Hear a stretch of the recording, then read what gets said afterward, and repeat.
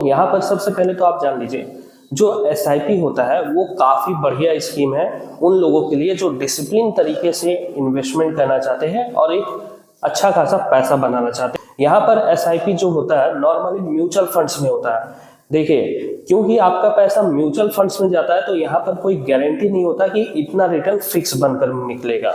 बैंकों में return fix होता है 7% के अराउंड में, या फिर ये कम ज्यादा हो सकता है, लेकिन वहां पर रिटर्न फिक्स होता है। लेकिन म्यूचुअल फंड्स में ऐसा कोई रिटर्न फिक्स नहीं होता है, इसलिए आपको अच्छे से जानकारी होना जरूरी है एसआईपी स्टार्ट करने से पहले।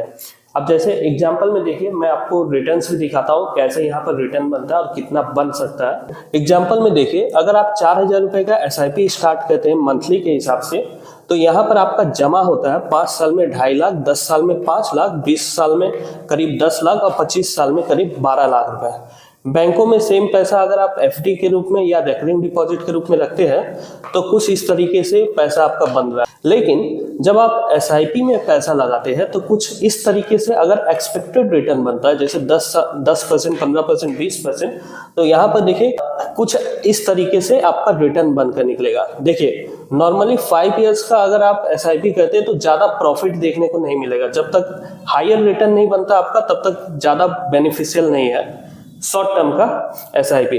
लेकिन जब आप लॉन्ग टर्म में जाते हैं, जैसे 10 साल, 20 साल या 25 साल, तो यहाँ पर आपका रिटर्न काफी ज्यादा बढ़ जाता है। जैसे 15% अगर आपका रिटर्न बनकर निकलता है तो यहाँ पर देखिए 20 साल में 53 लाख और 25 साल में 1 करोड़ से भी ज्यादा पैसा हो जा रहा है यहाँ पर।